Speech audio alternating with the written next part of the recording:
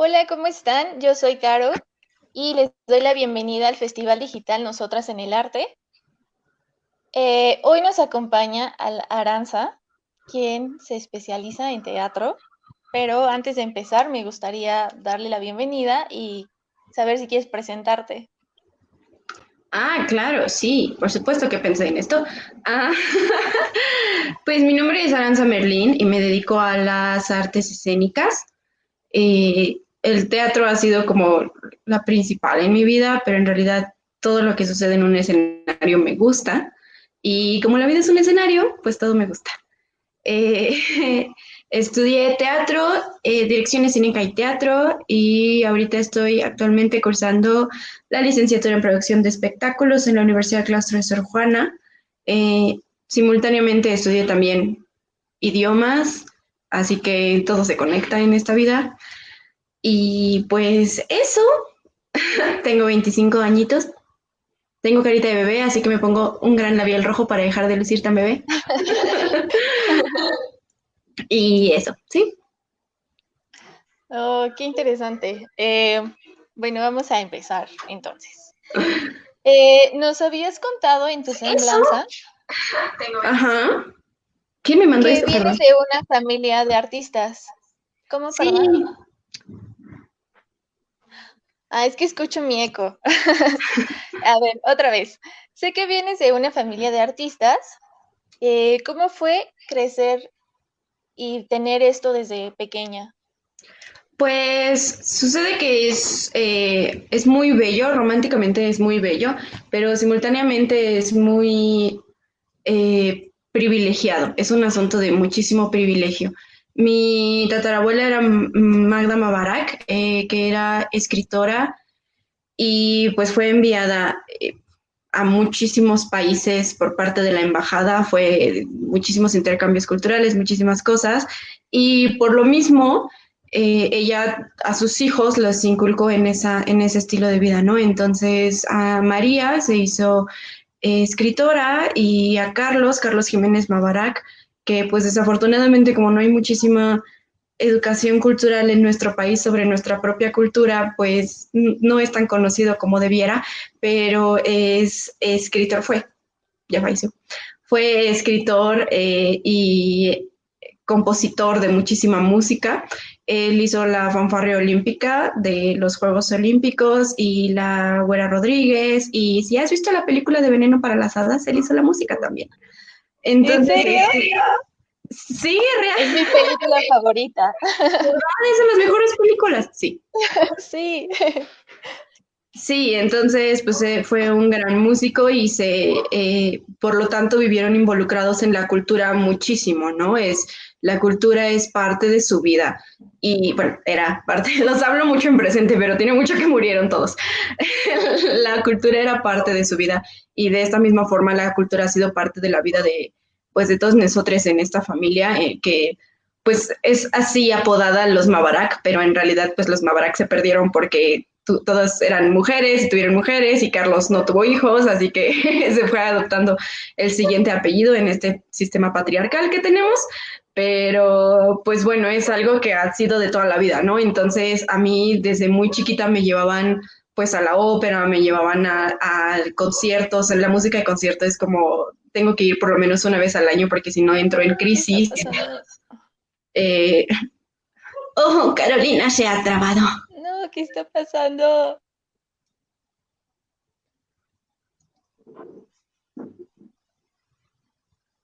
Hola, hola. ¿Estoy trabada? No sé si eras tú o era yo, pero ya te escucho. Ah, bien. Bueno, Ok, entonces, perdóname. sí, no te preocupes. Entonces, pues es parte de nuestra vida, ¿no? Yo crecí en una casa en donde había más libros que juguetes y había pinturas por todos lados, entonces claramente es algo a lo que me iba a acostumbrar y algo en lo que aprendí a vivir. Yo me acuerdo que tenía yo 18 años cuando me enteré que ir a ver el cascanueces todas las navidades no era parte de la infancia de las personas en general, solo era como algo que hacen en mi familia, ¿no? Entonces, pues ahí es el despertar de todo este privilegio en el que crecí, en este privilegio cultural, en el que crecí, en donde pues tuve la oportunidad y el acceso desde muy temprana edad a tantísima información y tantísimo conocimiento que pues 20 años después me hacen estar bien loca, ¿no? Porque claramente hay muchísimas cosas en mi cerebro.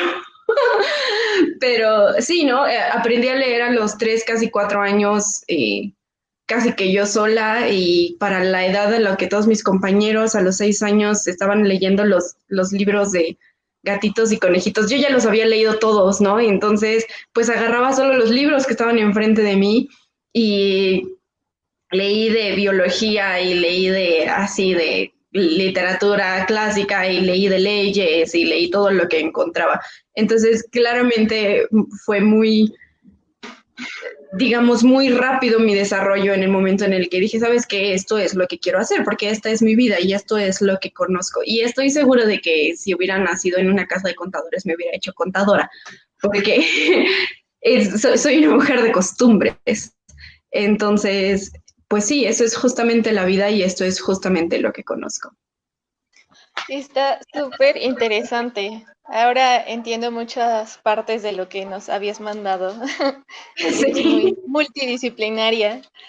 sí. Bueno, nos habías contado que, que estabas más dedicada al área de teatro. Sí, ¿Cómo fue tu primer acercamiento? pues mi primer acercamiento al teatro realmente no lo recuerdo. Toda mi vida me han llevado al teatro, o sea, de chiquititita me llevaban mucho al teatro. Entonces, la verdad, todo el mundo tiene un recuerdo bien bonito de la primera vez que estuve ahí y yo pues casi que hubiera nacido en ese público. Entonces, así como público, digamos, no lo recuerdo verdaderamente, era parte de mi vida. Lo que sí me acuerdo es cuando empecé a trabajar en el teatro, o cuando empecé a invertir mi labor en el teatro, cómo fue como de, ay, sí soy buena en esto, ¿no? Qué loco.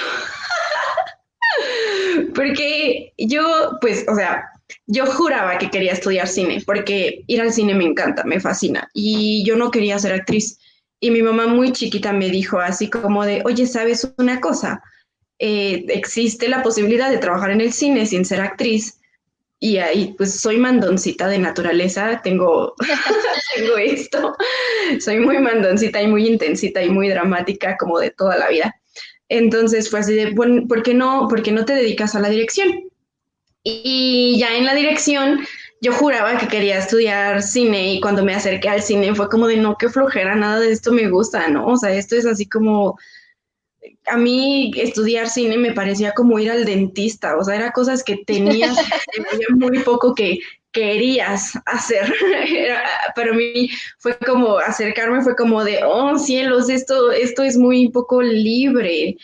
Y de todas maneras yo seguía como clavada y en la prepa mi queridísima profesora Alejandrina Castañeda tenía una compañía de teatro que era nuestra maestra de teatro y dijo necesito un asistente de dirección y que me postulo y dije pues es lo más cercano a cine que voy a tener a los 15 años así que pues está bien y que me postulo y hay muchas bromas al respecto de cómo Alejandrina se convirtió en Miranda Priestley y me traía de Xochichincle. Y yo lo disfrutaba, no era lo peor, o sea, en lugar de pasarla mal, ella era así como de, ya tienes y yo así de todos los precios, por supuesto, aquí están. Ah, bueno, y revisaste lo de vestuario, sí, ahí está. ¿No? Y para mí era como todo en ese momento. Entonces me divertía muchísimo, me gustaba muchísimo. Y en ese momento dije, mira, esto no está tan mal. Entonces yo absolutamente convencida de que iba a estudiar cine en la prepa, salgo de la prepa y obviamente no me quedo en la escuela de cine porque no era algo que me apasionara realmente, ¿no? O sea, no era algo que, a pesar de que sean cosas tan cercanas, había muchísimas cosas que dije, no, por favor, no, no me hagas esto, no me pidas esto a mí, ¿no? Y entonces estuve un año sin estudiar, así como de, ahora no sé qué va a suceder de mi vida. Y encontré una escuela de teatro miniatura, y cuando te digo miniatura me refiero a miniatura, o sea, éramos 20 personas en la escuela, no por grupo, en la escuela. Ok. Y era una escuela de teatro, imagínate. Imagínate la pasión y la intensidad que ahí había ahí adentro. Ahí no te enojabas tantito, era, todo explotaba. Entonces encontré esa escuela que más que actuación, porque todas las escuelas de teatro son, o sea, como 80% actuación y 20% absolutamente todo lo demás, ¿no? Y luego está la de la UNAM, que me recomendaron no entrar, enérgicamente me recomendaron no entrar a esa escuela, no porque fuera mala, sino porque no era para mí.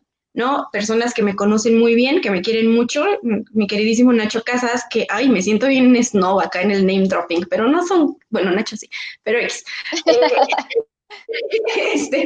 Nacho Casas, estuve en un programa de radio desde los 7 años, participé en un programa de radio infantil por muchos, muchos años, fui locutora ahí, y era un programa de radio de cultura. Y Nacho Casas estudió la licenciatura en literatura dramática y teatro ahí en la UNAM. Y él me decía, no es para ti, esto no es para ti, porque me conoce y sabe muy bien dónde tengo fortalezas y dónde tengo debilidades, sabe muy bien que, por ejemplo, no me puedo estar quieta, entonces imagíname estudiando literatura, ¿no?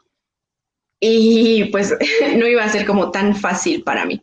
Y encontré esta escuela en donde el enfoque o lo que ellos, esta gente mencionaba, era mucho hacia la dirección y hacia la producción, y aunque sí tuve que aprender a actuar obligatoriamente, porque llevas 1,000, 8,000 semestres de actuación, pues además conté con muchísimo apoyo en donde a mí me metían a clases más avanzadas desde el segundo cuatrimestre, porque aparte era por cuatrimestres y era de alto rendimiento, ¿no?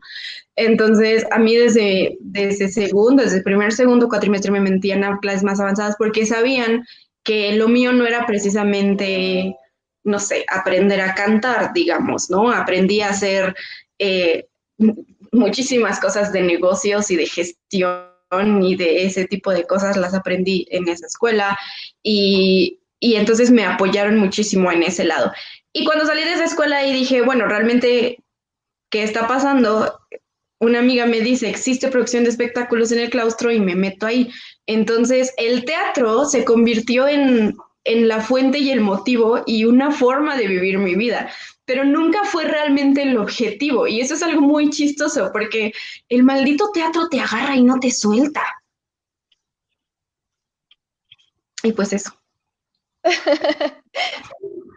Estoy disfrutando mucho escucharte porque traes una chispa y una pasión por lo que haces, aunque no te quise interrumpir porque me gusta mucho lo que estás diciendo, pero vamos a regresarnos un poquitito nada más.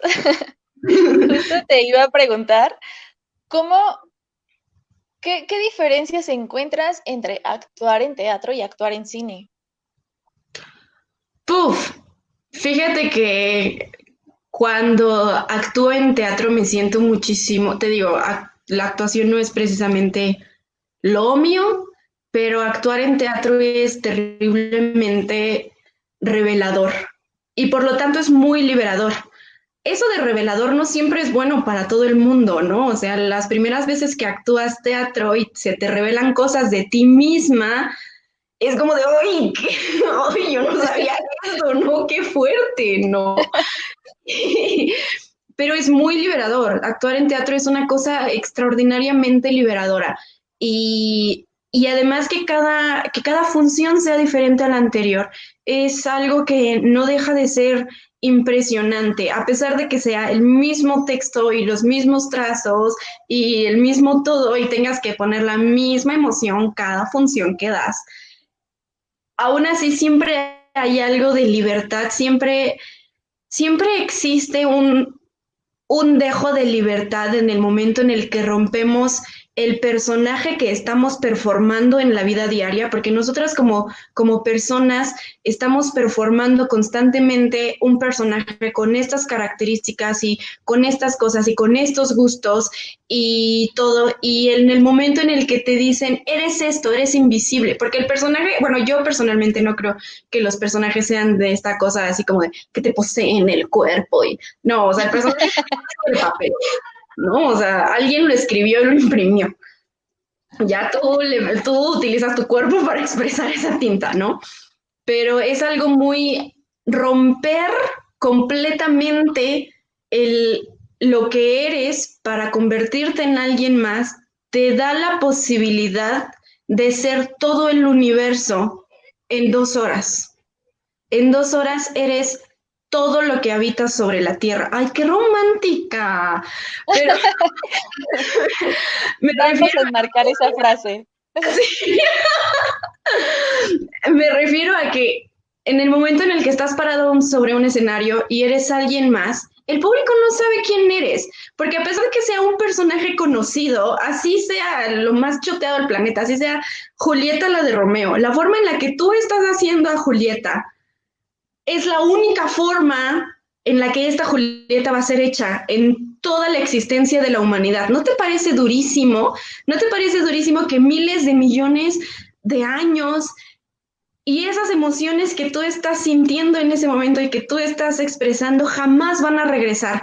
Y entonces, en orden de sentirlas, tienes que sentirlas tanto como te sea posible. Y alguien que está parado, sentado enfrente de ti, también las está sintiendo. Y entonces, por un segundo o por 2 horas, todos sentimos esta emoción tan universal que es, no sé, el luto o el amor o el despecho o la soledad o lo que sea, esto que es todo el mundo, esta energía que todo el mundo es y lo está haciendo tú a través de tu cuerpo. Es como, ¿has visto la película de la brújula dorada? No sé si ubicas cuando hablan del polvo y cómo el polvo atraviesa a las personas a través de su daimonion. Creo que actuar Sí. es el daimonion y el polvo es esto que somos todos.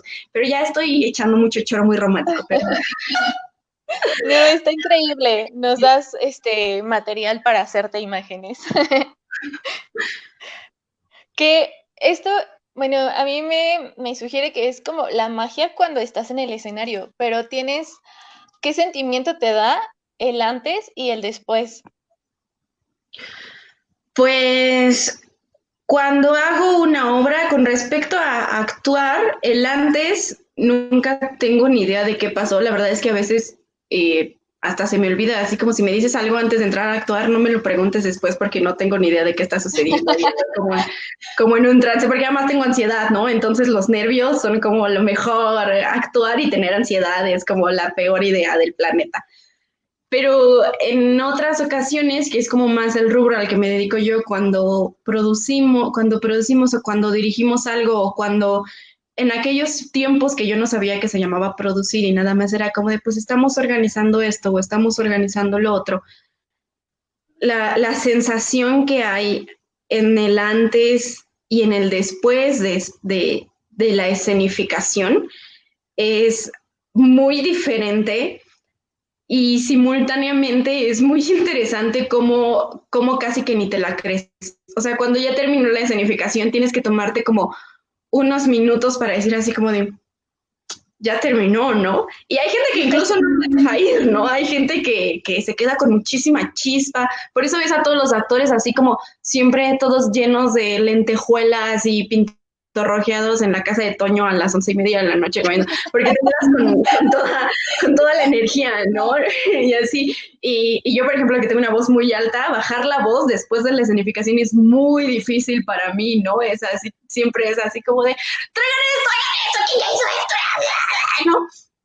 Y me acuerdo bueno, que también recientemente de pronto lo he tenido que hacer, que va subiendo la voz y voy subiendo la voz y se va haciendo más grave cada vez. Y es así, ¿de dónde están los boletos? No se me olvida esa frase de, hicimos el ciclo de danza el año pasado y no se me olvida esa frase de, ¿dónde están los boletos? Así con... y entonces, después de la escenificación, que ya terminó todo, ya, y de todo, y sigues como en esta tensión de esto sucedió, y entonces al mismo tiempo que es muy emocionante, que es así como de, oh, toda esta energía, sucede esto que es así como de, ya, ya, fin, ya, terminamos por hoy. Ah, gracias por seguir vivos. Entonces es como liberar toda esta tensión que construiste todo este tiempo y que es una tensión muy bonita porque además, no sé, hay muchísimos prejuicios con respecto a las emociones y la gente cree que existe tal cosa como las emociones buenas y las emociones malas, ¿no? Y no es lo mismo estar tenso que estar estresado, porque claramente si estás estresado y estás que te jalan los pelos y todo eso, pues significa que algo, o sea, planeaste algo mal, o sea, si te estás jalando los cabellos es porque algo de inicio no está sucediendo bien. Pero esta tensión de ya estamos, y es ahorita, y está el público, y está todo, y esta tensión, toda esta energía que se te acumula en el cuerpo, y cuando termina la sensación siguiente es como de, creo que ya me morí o no estoy muy seguro. Es que agarrar unos minutos. Eso está increíble, me gusta mucho cómo lo platicas. Te voy a leer algunos comentarios que están dejando y a decirles que si quieren pueden hacer sus preguntas, ¿vale? Dice Ani, ¿cuál fue tu primer producción de teatro? Mi primera producción de teatro fue en la prepa, hicimos Rosa de dos aromas, súper choteadísima, pero la hicimos, fue cuando, yo creo que fue en el momento en el que no solo yo lo pensé, sino que se me notó como se externó al mundo que no se me da tan mal, ¿no? Y me acuerdo, fue así como súper, pues como iba yo aprendiendo, como yo iba entendiendo las cosas, como iba yo así como de, bueno, seguro que necesitamos esto y seguro que necesitamos lo otro. Entonces, me acuerdo que ahora sé que se llaman carpetas. Ahora que tengo clases de cómo armar una carpeta, sé que se llaman carpetas, pero me acuerdo que llegué yo con una de papeles, así una montaña de papeles que pegué, era un salón de espejos, que pegué por todos los espejos enormes, así con todas las muestras de vestuario y todas las fotografías de la escenografía el trazo impreso y las flechitas y todo. Llegué así como súper intensa, ¿no? Rayman del teatro. Y la banda así como de, órale, ¿no? qué intensa. Pero, ay, se volvió a ir. Y no sé si soy yo o es ella. No, yo sí te escucho. ¿No me ves? Sí, ok. Sí, te me Ah, trabaste, te me sí, trabaste. perdón. No, no, no. Sí, entonces fue Rosa de dos aromas con, no me acuerdo ni siquiera que eran amigos míos de la prepa, nada más me acuerdo de Paco y me acuerdo que él estaba porque le pusimos un delineador que no probamos en su piel antes y le causó un sarpullido en el ojo. Muy. Qué horror, pobrecito. Dice Frida Parra, ¿qué se siente hacer un papel que no te gusta? Hoy es bien cansado porque, o sea, insisto, yo no soy mucho de la encarnación de personaje. Yo creo que el personaje es tinta sobre papel y tú utilizas tu cuerpo y tus emociones para utilizarlo, porque al fin y al cabo fue escrito por un humano y tú eres un ser humano y nada que un ser humano no haya hecho no lo va a poder hacer ningún otro ser humano, ¿no? O sea, cualquier cosa que un ser humano haya hecho, todos los seres humanos lo pueden replicar dentro de sus limitaciones. Entonces, yo no creo en la encarnación y por lo tanto, cuando un personaje no me gusta, pues obviamente me es muy incómodo prestarle mi cuerpo. Me acuerdo cuando para un examen, creo, tuvimos que presentar el bigote de Sabina Berman y en aquel entonces, pues tenía yo ideas diferentes y qué horror para mí fue hacer a la Gina, ¿no? Yo nada más pensaba así como de, güey, morra arrastrada, sin autoestima, quiérete tantito. Horrendo, horrendo. ¿No? O sea, evolucioné, crecí, maduré y ahora comprendo de dónde vienen las emociones que Gina representa, pero, y sobre todo que la acaba de poner Sabina en el teatro, creo que fue la última obra que fui a ver al teatro antes de la pandemia. Ah, no, no, no es cierto, pero tiene bien poquito que la puso. Y la volví a ver y dije, bueno, como que ahora todo tiene más sentido, ¿no? Ahora como con más madurez mental y emocional tiene más sentido. Pero me acuerdo que cuando la hice, fue como, qué horror, o sea, no, ¿cómo voy a hacer esto? Entonces me costaba mucho trabajo y el director era muy lindo y trataba de buscar por dónde nos podíamos ir para que yo pudiera prestarle mis emociones a Gina, pero además usábamos la técnica de Meissner en aquella escuela, entonces todo es reacción, todo es reacción. Entonces, para mí era muy difícil reaccionar porque llega un machito pito chico se me acerca y me dice, no te preocupes, mami, lo que pasa es que sí, ya me voy a divorciar de mi esposa, pero a ti es a la primera la que te quiera, y yo, Aranza Merlín, o sea, bye, ¿no? O sea, cero, jamás, no me hables, ¿no? Pero Gina no, Gina era como de, sí, mi vida, yo te espero, sí, mi amor, yo hago lo que quiera. Entonces, qué difícil era para mí voltearme y decirle, sí, chiquito precioso, ¿no? Sí, mi vida, mi amor, aquí estoy a tus pies. Entonces, hacer un papel que no me gusta, ya tiene unos 2 o 3 años desde que entré al claustro que no actúo, pero sí, me acuerdo que ese fue el único personaje que he dicho no me gusta y fue terrible. Seguro los buenos actores, la gente que sí se dedica a la actuación, tendrá mejores soluciones. A ver, ahí va otra pregunta. Dice Frida Parra, ¿te casas conmigo? Dile que sí. Ya están llegando las fans. Dice Ani Victoria, eh, ¿cuánto te puedes tardar en generar un proyecto de teatro? Depende mucho del tipo de proyecto. La verdad es que ahorita me jacto de ser una chingona y No. pues muchas de las entradas económicas que tengo ahorita es de ser como el escritor fantasma, pues el productor fantasma de algunas personas. Les genero las cosas porque la gente no sabe ni siquiera desde dónde empezar, cosa que es pues que es muy certero y tiene mucha razón, ¿no? O sea, también existe mucho en México esta cultura en la que se supone que el teatrista sepa hacerlo todo simultáneamente, ¿no? O sea, eres actor, director, escritor, productor y haces tamales los domingos y tú vendes las entradas en... Y pues no, yo creo que sí deberíamos de empezar a diversificarnos como equipo y aprender a aceptarnos como equipo y aprender a decir, ¿sabes qué? Sí, o sea, sí cuesta, pero este güey ilumina más chido y esta morra trae un sonido muy, muy chido. No tienes que hacerlo tú, o sea, descargarlo de YouTube y ponerle play y decirle a tu primita que le ponga play, no siempre va a estar chido. Digo, es una solución, pero no siempre va a estar chido, ¿no? Entonces, pues me jacto de haberle echado a andar algunos proyectos a algunas personas. Ahorita estoy haciendo exactamente eso para dos, pues para dos proyectos diferentes, uno un poco más complejo que el otro y uno es videado, que va a ser online y este me está costando más trabajo, este ya tengo casi 1 mes y medio y no puedo, ¿es en serio que mi vecino acaba de poner reggaetón en medio de mi... ¿Qué? Ya no hay Espérame, respeto. ya no hay respeto. ¿Que no ve que estoy hablando? Entonces, sí, este proyecto me está costando, ya llevo casi 1 mes y medio y todavía no levanto nada, lo cual me tiene como muy frustrada, pero tiene que ver con las decisiones que están tomando las personas que me lo están encargando y más bien su ausencia de saber muy bien qué es lo que están haciendo y qué es lo que quieren. Pero, o sea, Ani, me encanta que me haya hecho esa pregunta especialmente a Ana Victoria, porque yo estudié, la primera carrera la estudié con Ana Victoria y con ella hicimos esto de nuestro mejor examen lo improvisamos 3 horas antes. El mejor examen que hemos hecho, la gente salió llorando, llenamos la sala. De hecho, ahora sé que por protección civil eso fue muy ilegal, pero no sabemos si tuvimos que meter más gente.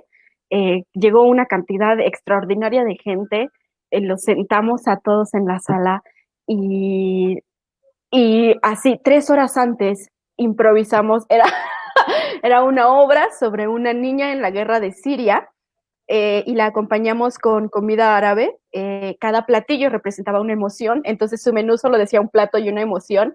Y así como íbamos sacando. Entonces, eh, yo era un personaje que la peripecia, o bueno, el giro de la obra era que al final te enterabas que yo era la muerte y que yo te estaba contando su historia no para decirte que se va a salvar, sino te estaba contando su historia justo antes de que se muriera, ¿no? Entonces, era algo muy... Es como parecido a la comedia de Pastelazo, pues nosotros hicimos drama de Pastelazo porque era así el golpe, así de ¡y se murió! ¡Pah! ¿No? Y la gente... Y, o sea, hicimos en la computadora en la escuela, hicimos los programas un día antes, los imprimimos ese mismo día. 3 horas antes de la obra estábamos decidiendo qué íbamos a decir cada quien, como obviamente no íbamos a tener un texto, pero Ana Victoria y yo trabajamos muy bien juntas, más o menos nos indicamos una dinámica la una a la otra, y así, esa es la historia de cómo levantamos un proyecto con un día de anticipación para lo técnico y 3 horas para absolutamente todo lo demás.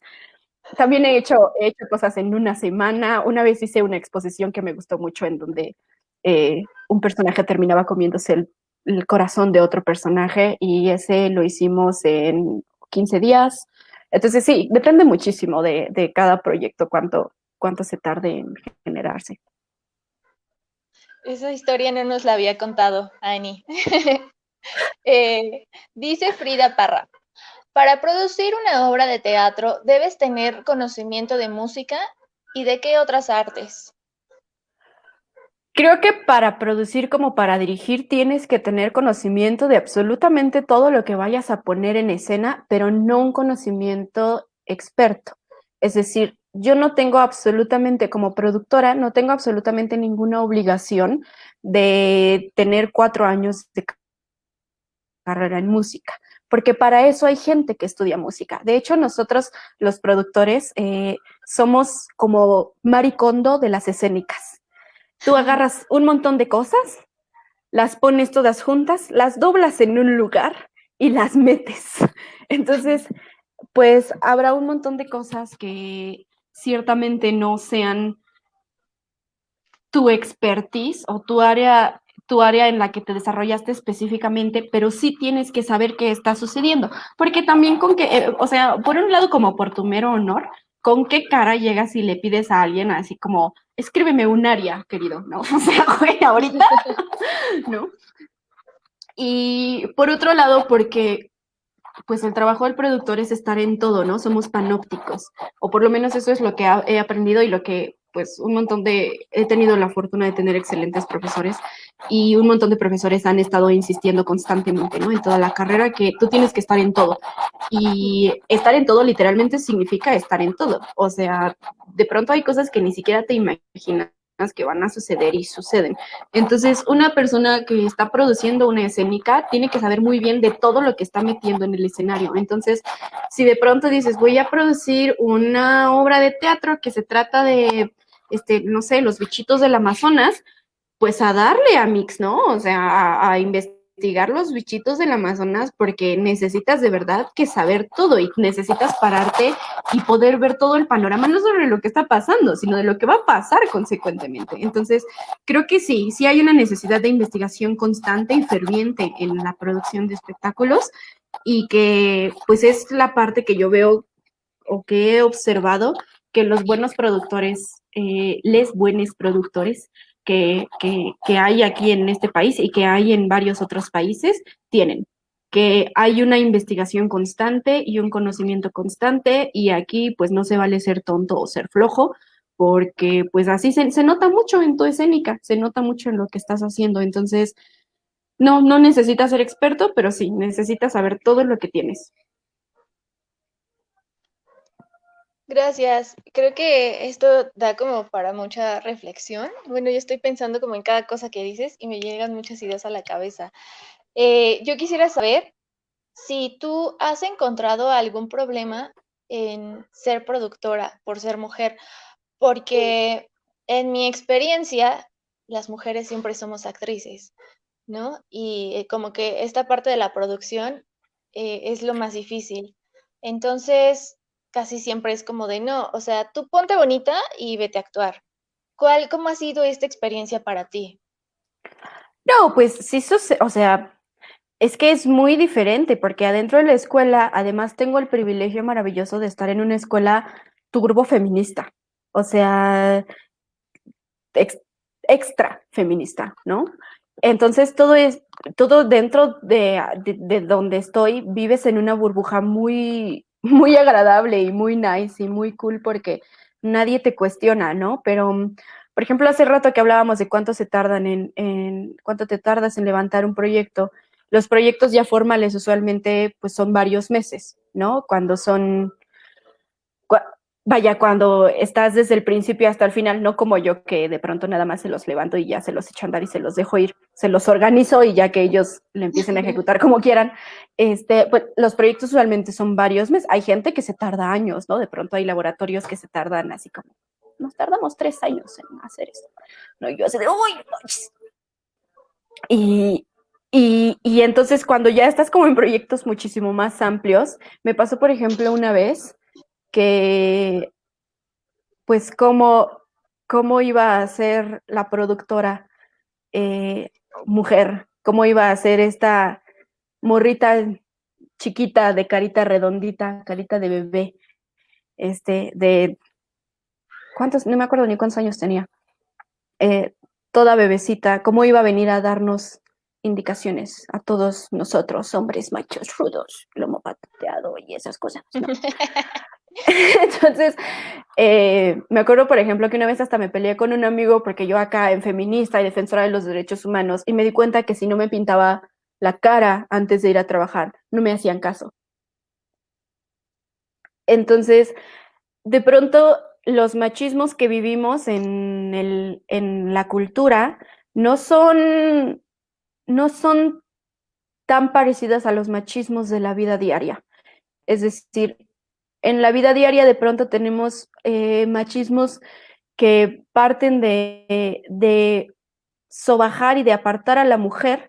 Y claro que en la cultura pasa y en las escénicas pasa mucho que, por ejemplo, el otro día platicábamos con la esposa de Fer Maya, que no me acuerdo cómo se llama, qué horror, pero esta chiquilla, es que tiene un nombre bien interesante. Esta chiquilla fue directora técnica, me parece, por mucho tiempo y nos estaba contando justo que no hay muchas de ella, ¿no?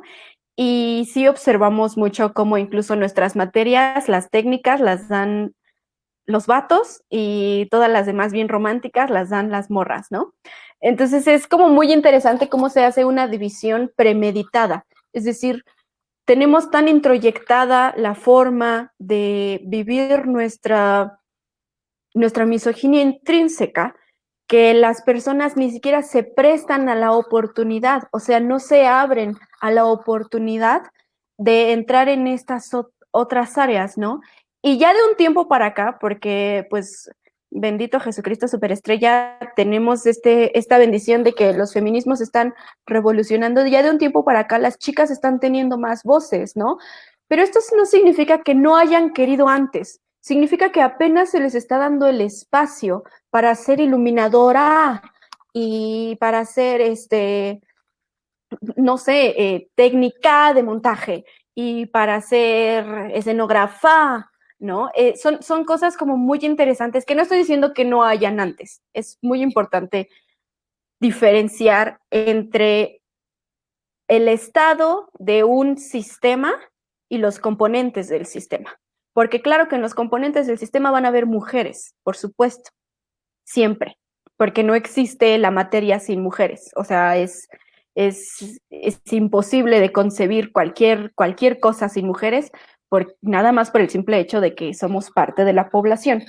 Pero la forma en la que sistémicamente se ha concentrado la visión de las escénicas hace que todas esas mujeres que siempre han estado o que han luchado su vida entera para estar ahí, sean casi que invisibles, casi que no lo sabes, casi que no lo notas, ¿no? Entonces, si yo les pregunto, no sé, a los compañeros de mi carrera, ¿cuántas técnicas de iluminación conoces? Seguro podría yo hacer una lista de muchos nombres, porque no significa que no las haya. Pero si hiciéramos un comparativo de cuántas personas no pertenecen a las escénicas, o sea, no están ahí adentro, y les fueses a preguntar cuántas veces las has visto, tu cerebro lo invisibiliza, porque tenemos introyectado este machismo en el que simplemente no es válido. Y la forma en la que visualizamos las escénicas a través de la perspectiva de género nos hace asignarles, casi como a los niños cuando les dicen juguete de niña y juguete de niño, nos obliga a asignarles géneros a los trabajos, que claramente yo no hago con mi vagina. La congelada de uva sí, pero no más ella. O sea,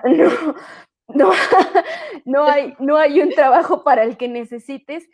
Y si nos metemos más profundamente en la teoría queer y en feminismos muchísimo más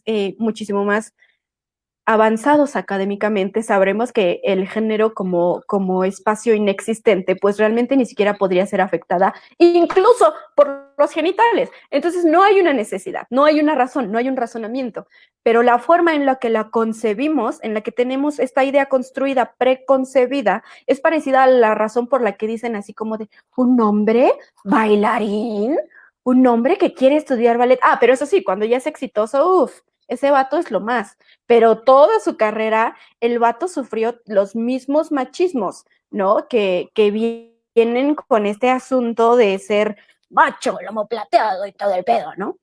Entonces, pues ese güey, o sea, el güey que sea, ¿no? Pero ese güey tuvo que haber pasado por un montón de cosas culerísimas, segurito, ¿no? Perpetuadas por su mismo género, qué cosa que ha de estar durísimo, además, sentir la traición, ¿no? De la gente que se supone que es igual a ti, estarte traicionando, ¿no? Y pues del lado de las mujeres existe una discriminación perpetua y constante. Si de por sí existe esta estructura de la que te hablo, que es una forma introyectada de visualizar las escénicas, las mujeres bailan, las mujeres actúan, los hombres conectan luces, ¿no? Y los hombres cargan, ¿no? Entonces, existe esta visión anterior. Ahora imagínate cuando llegas y resulta que vas a hacer lo que se considera además una autoridad, que no debería de considerarse una autoridad. Bueno, yo soy de la idea que no debería de considerarse una autoridad, sino pues nada más, ¿no? O sea, yo no sé si Jeff Bezos le dice a su administrador que él es su jefe, porque pues el administrador de Jeff Bezos es el que les dice a todos para dónde gastarse el varo, ¿no? Y yo no creo que este güey diga, sí, mi jefe el de admin. O sea, yo no veo como porque se supone que la banda que está administrando los recursos sea más que otra banda, ¿no? Lo que sí es que pues somos los que le decimos a la gente qué hacer. Yo siempre he dicho así como de, no, amigos, eso no, a ver, ahora de este lado, ¿no? Entonces se siente como una autoridad, pero entonces resulta que llega una morra, la morra que quieras, y por absolutamente cualquier motivo no la aceptamos. Porque además ser mujer, dice Margaret Atwood, que ser mujer es un trabajo incompleto, porque tienes que ser un tipo de mujer, ¿no? Entonces, si eres una mujer, yo por ejemplo tengo senos muy grandes, si eres una mujer de senos muy grandes, tienes que estar maquillada y usar tacones y usar vestidos para ser mujer, pero si llega una morra con sus vestiditos y sus tacones y maquillada a decirme qué hacer, pues claro que no, pero entonces si llega una morra que trae, no sé, un traje sastre, entonces no es suficientemente mujer, y si llega una morra así en tomboy absoluto, tampoco es suficientemente mujer, y si llega una morra que es además gordita y trae ropa aguada, no es suficientemente mujer, y como no es suficientemente mujer, no la aceptamos, pero entonces la que sí es suficientemente mujer no la aceptamos por ser mujer, ¿no? Entonces, ser mujer, que claramente no existe, es un trabajo incompleto, constantemente nunca dejas de ser lo que eres, porque siempre estás luchando por performar ser mujer. Y en esa lucha por performar ser mujer, la forma en la que eres percibida e interpretada, que no es lo mismo, puede ser percibida por mucha gente, pero la forma en la que te interpretan estas personas siempre va a depender de qué tan mujer eres dentro de su propio trabajo de ser mujer. Y usualmente, no quiero ser mal plan, y a todos nos cae mal Freud, pero usualmente su idea de mujer está basada en su mamá, ¿no? Entonces, pues como no te vas a convertir en su mamá y no le andas planchando los calzones a ninguno de ellos, es así como de, esta morra nada más viene y me da órdenes y no me plancha los calzones, pues no, que es la productora, y tú así como de, ¿qué, güey? O sea, ¿qué acabas de decir? ¿No? Entonces, es un trabajo incompleto siempre, y por lo tanto siempre va a ser una percepción sesgada, lo que hace que absolutamente, y no es mala onda con absolutamente ningún hombre o ninguna defensora de los hombres que pueda escuchar estas palabras, pero la forma en la que tenemos introyectado el percibir e interpretar a las mujeres nos hace tratarlas. Entonces, a donde llegues siempre va a haber alguien. Seguro habrá alguien, y ya más en estos tiempos espero, con un poco de más conciencia, que no te interprete, bueno, que aunque te interprete de esta u otra forma, no lo interponga en su forma de trabajar contigo. No obstante, se sigue encontrando y sigue existiendo en muchos lados, y sí me lo he encontrado muchísimo. Y, por ejemplo, una queridísima amiga mía que estuvo trabajando en una obra pues muy grande, en donde había, no, parece que nos contó, me parece que eran 3 directores o una cosa así, y nos contaba mucho, ¿no? Cómo se hacía el club de Toby, cómo eran todos los vatos y ella era nada más como de, ah, sí, tú diriges a los actores, ¿no? Y pues claro, claro, porque como es la mujer, es la nana. Ella no se dedica, ¿no? Bueno, esto no lo dijo ella, pero eso lo pensé yo. Como es la mujer, es la niñera. Ella es la que se dedica a cuidar y decirles qué hacer y darles de comer y decirles dónde se paren y sentarse con ellos y hablar de sus emociones, ¿no? O sea, claro, es un trabajo muy chido y sí existe el dirigir actores, pero ¿por qué tu interpretación de su femineidad partícipe en esta obra tendría que ser así? O sea, si solamente es la directora de los actores, pues que sea la directora de los actores y que haga su trabajo. No hay necesidad de la violencia secundaria, ¿me explico? O sea, hay una como una cosa que te parte. Entonces sí, duro. Me parece muy importante que toques estos temas y me gustaría saber, tú como productora, como mujer, como feminista, ¿cómo es que rompes estos esquemas en tus producciones o estas malas prácticas? Pues, por ejemplo, hay muchas cosas que no permito desde mi personalidad, no como productora, sino desde mi humanidad, que quien me conoce o que quien llega a conocerme sabe que no las permito. O sea, constantemente, además, mi madrina es maestra y me enseñó a dar clases, entonces también doy clases de idiomas. Entonces se me mezcla el ser maestra y constantemente estoy como corrigiendo y acostumbrando a la gente a los patrones. Entonces, cuando te vuelves cercana a mí, de pronto hay patrones que cambian porque yo simplemente no los permito. O sea, hay patrones que es como de, bueno, ¿quieres hablar así? Yo creo que sabes que tienes que hablarlo en otro lado porque aquí enfrente de mí no va a suceder, ¿no? Hay chistes de los que no me río, hay cosas a las que no replico y hay muchísimas cosas que cuestiono. Y cuando alguien dice algo, inmediatamente, ¿por qué? O ¿de dónde dices esto? ¿O qué significa? ¿No? O yo creo que eso que estás diciendo no está bien, ¿no? Entonces, hay gente que incluso ya se ha acostumbrado a mí que hay cosas que no puede decir enfrente de mí. Y no estoy diciendo que los eduque para que dejen de creerlo. Me refiero a que saben que si lo dicen enfrente de mí, no vamos a pasar un buen tiempo, no la vamos a pasar chido. Porque así como dices que soy como bien chispa, también soy una persona muy intensa, ¿no? Soy una persona muy dramática, naturalmente. Y entonces el disgusto se me nota mucho y lo hago notar. O sea, no se me nota como de, ay, se le nota en la cara. Hago notar mi disgusto. Eso que estás diciendo no me gusta y no lo estás diciendo bien, ¿no? Y no que diga yo, esta es la forma correcta de decirlo, pero sé que si mientras lo dices estás violentando a alguien, entonces no está bien dicho, ¿no? No me interesa lo que tengas que decir. Entonces, como persona permito esos patrones cerca de mí. Por eso, siempre que alguien me quiere contratar para algo, para lo que sea, siempre les pido que platiquemos primero. En primera, porque yo también ya me acostumbré a no trabajar con gente que tiene ese tipo de ideas.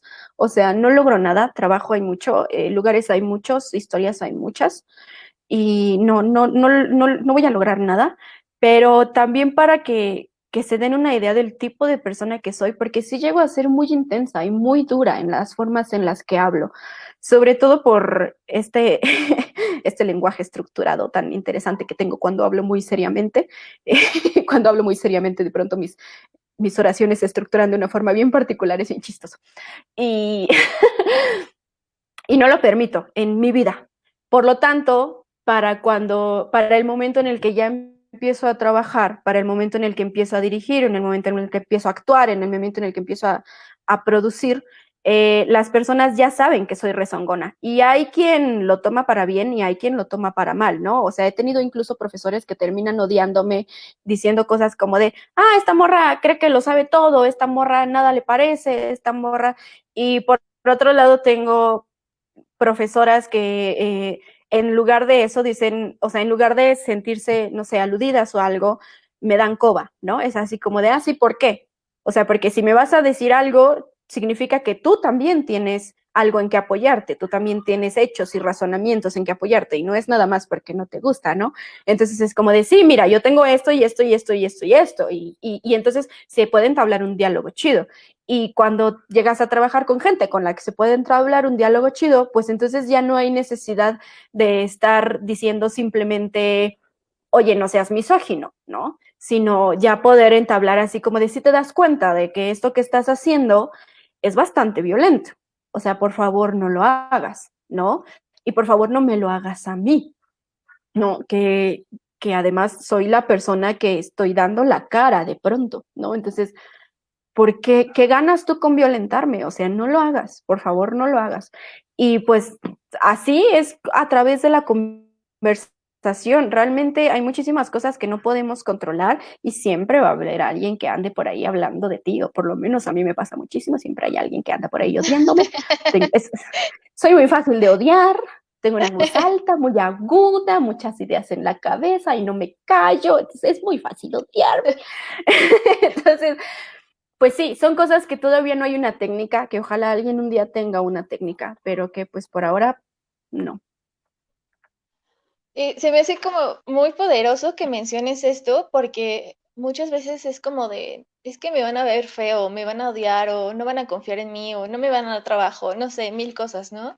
Entonces creo que eso es algo que me gustaría tomar de ti, que eres muy fuerte y que te aplaudo eso, que te aplaudo mucho eso, que alces la voz, ¿no? Y que digas las cosas como son, como las piensas, porque justamente la producción siento que es una de las partes más pesadas del teatro. Pasando a otra cosa, me gustaría que nos contaras un poquito de tu experiencia en la radio. Ay, no, ay, lo más bonito de mi vida. Este, entré a los 7 años a un programa llamado La Pandilla 710, que todavía pueden buscar en Twitter, en Facebook, en Instagram. Tiene 1000 años ese programa. Lo reproducen en las 7:10 de AM y me parece que lo estuvieron reproduciendo online también, pero no estoy segura de si sigue así. Sospecho que sí, por la cuarentena. Eh, Cuando estaba chiquita, mi mamá, como soy bien así extrovertida, mi mamá me llevó a un casting y conocimos a una niña llamada Victoria. Y esa niña, su mamá nos dijo así como de, pues está en un programa de radio, no quieres entrar. Y en ese entonces no habían tantas como audiciones, sino conocías a una mamá y la mamá te jalaba. Entonces a mí me llamó la mamá de Vicky Boo y todo el mundo tenía su nombre y como digamos, su apellido era como un nombre acá como coqueto. Entonces eran Dani Golosinas y Vicky Boo y toda la onda, y yo me llamo Aranza Merlin, como, o sea, ese es mi apellido. Entonces, suena como nombre artístico, pero es mi apellido dado por mis ancestros. Entonces sonaba como bien cute, ¿no?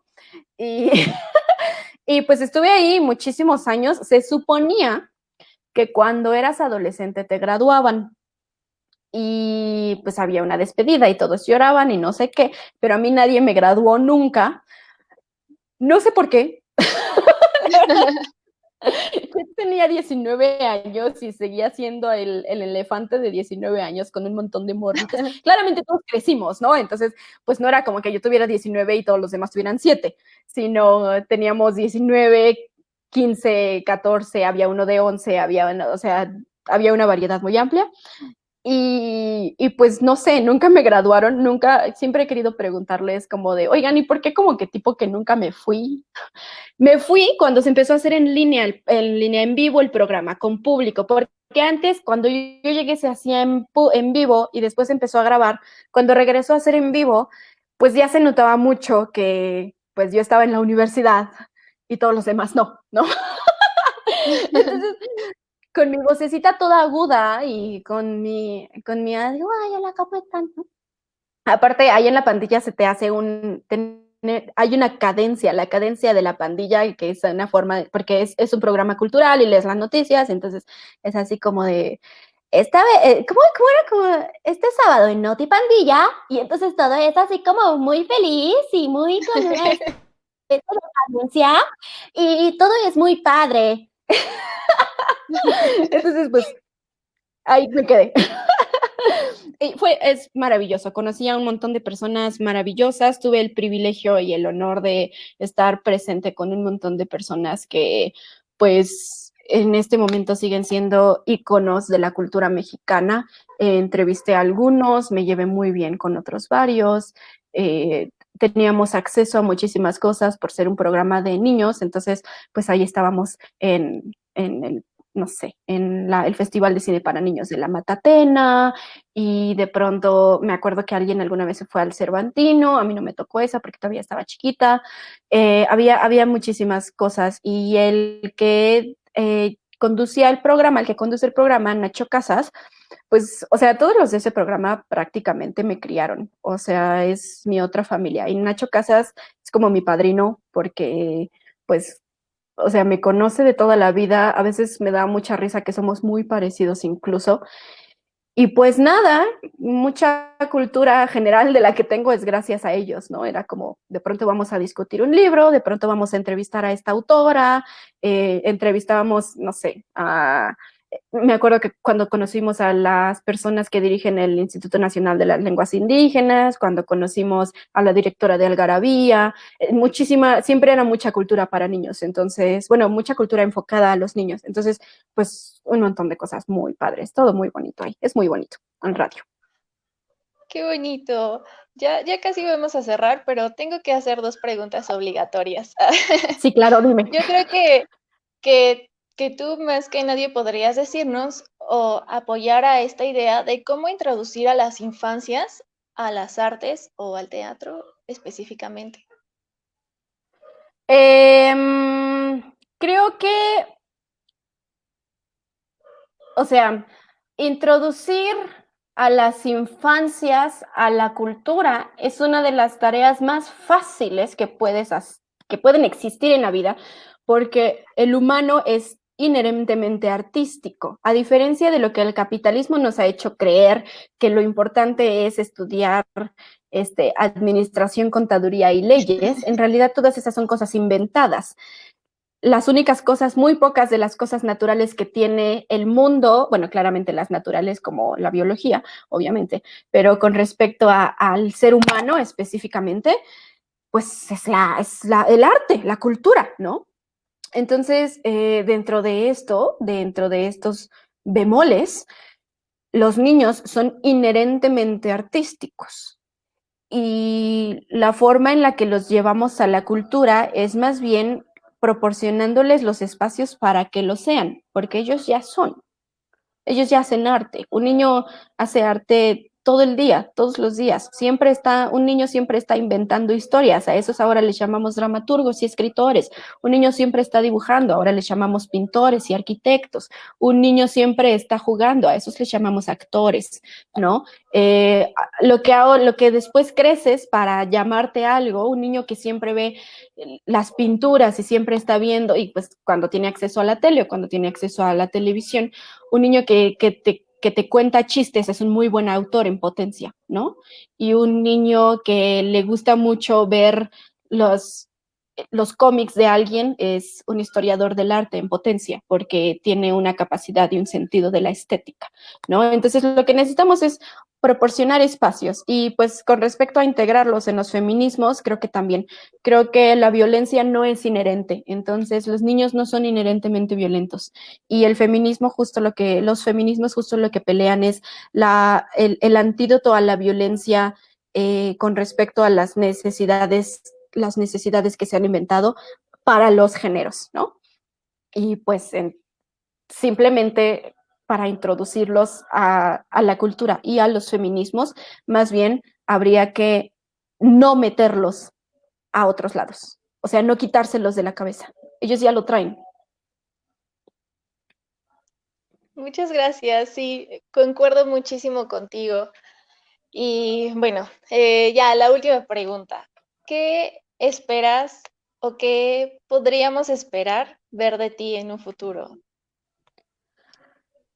Eh, Tengo un proyecto con Nani en donde queremos hacer un podcast. Estoy en dos proyectos diferentes de los cuales todavía no puedo hablar muy segura de si me van a poder ver porque estoy en el lado de la producción y la organización. Me aventuré a escribir y muy prontamente podré anunciarles, acabo de firmar mi contrato, entonces soy supersticiosa, todavía no les puedo decir dónde está, pero cuando esté, les digo dónde lo encuentren. Está muy bonito. Hace 2 días me hablaron para decirme que les gustó mucho y que no, estoy feliz, muy feliz con eso. Y estoy en proceso de 2 proyectos ahorita. Bueno, también voy a producir una pasarela de moda en cuanto se pueda volver a abrir. También les estaré avisando, de moda de modas mexicanas. Y todas son modelos 100% mexicanas para presumir. Se hizo el año pasado, se hizo el año antepasado y lo vamos a volver a hacer para presumir la moda mexicana sin estas ideas imperialistas europeas de que tienes que estar Gucci para estar bonita, ¿no? Y tengo 2 proyectos pendientes, uno que apenas está rascando ahí, que ese todavía no les puedo decir nada, y un festival de danza. Danza también apenas lo estamos rascando, danza contemporánea para personas pues de bajos recursos. Entonces, pues este festival va a ser más bien itinerante. Vamos a llevar a la danza y a instructores de danza para que pues la banda se acerque y se dé cuenta que sus cuerpos bailan, aunque no se den cuenta. La gente que dice no sé bailar miente. Y pues para que se acerquen a la danza chido, ¿no? A la danza desde donde les late. Entonces, pues eso es lo que me espera el próximo año. Sí, si bien nos va con con esta cuarentena. Ojalá que sí, ya. La verdad es que me gustó mucho tener esta plática contigo, es muy fluida y te felicito, me sorprende mucho todo lo que haces.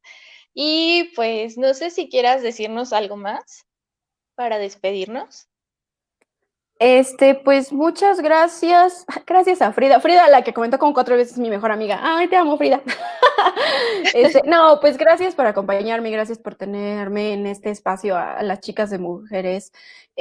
Pues es un espacio maravilloso. Nosotras en el Artes es un espacio maravilloso, una espacia hermosa.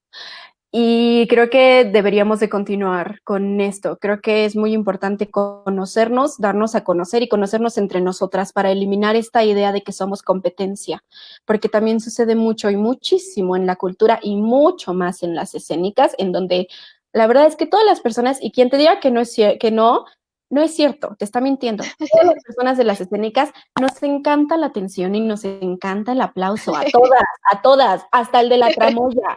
Que ninguno Sí. te diga que no. ¿No? Entonces, el que te diga que no es cierto, no le creas, porque el día que no pongas su nombre, no pusiste mi nombre, ¿no? En el programa. Entonces, sí, pues dejar de creer que somos competencia y empezar a darnos cuenta que estamos todas juntas en eso y que nadie tiene la obligación de saberlo todo. Por favor, acudan, yo creo que hace mucha falta la cultura de la producción, acudan a productores, aquí estoy yo, no tienen la obligación cuando se sientan y dicen, no sé cuánto he ganado y no sé cuánto he perdido y no sé cómo voy a hacerla esto, háblale a alguien que sí sabe. No, nadie te quiere robar tu idea, nadie te quiere robar el trabajo, estamos juntas en esto. Y si conoces a una buena iluminadora, háblale. Y si conoces a una buena sonidista, háblale. Y a una buena vestuarista, háblale. La persona que quiere hacerlo todo sola, si triunfa, se va a tardar 20 años. Somos un equipo, estamos juntas. Entonces, en las escénicas y en la vida. Y pues sí, o sea, así como la violencia no se va a acabar dentro del teatro hasta que nos unamos y dejamos de permitir eso, la violencia no se va a acabar dentro de la vida hasta que dejemos de permitirlo, hasta que dejamos de estar ciegas a ella, ¿no? Entonces, estamos juntas y háblenle a quien sea, háblenme a mí, si no, yo les recomiendo a alguien, si no les, no sé, no, o sea, en las escénicas siempre, todo es en equipo. Entonces, háblenle a quien sea. Y quien no se dedica a las escénicas también. Muchísimas gracias, gracias por haber estado aquí. Y pues sí, este también es tu espacio para cualquier proyecto que quieras, aquí está tu casa. Y muchas gracias a las personas que nos estuvieron comentando. No pude leer los comentarios porque siento que la plática fue muy fluida, pero la mayoría eran saludos. Entonces ahorita si puedes para que, para que les des una leidita. Y muchísimas gracias por estar aquí. Ay, no, muchísimas gracias a ustedes. Perdón, ya sabía yo que me iba a devorar la plática. Yo podría hablar 6 horas, perdón. No, de hecho, para eso está este espacio. Muchas, muchas gracias. No, gracias a ustedes. Bueno, pues por mi parte sería todo y las esperamos más tarde. Va a haber otra entrevista a las 7, me parece, o a las 5, algo así. Entonces, muchas gracias. Nos Bye, vemos. gracias. No sé cómo Bye. desconectarme. Yo lo desconecto, no te preocupes. Adiós.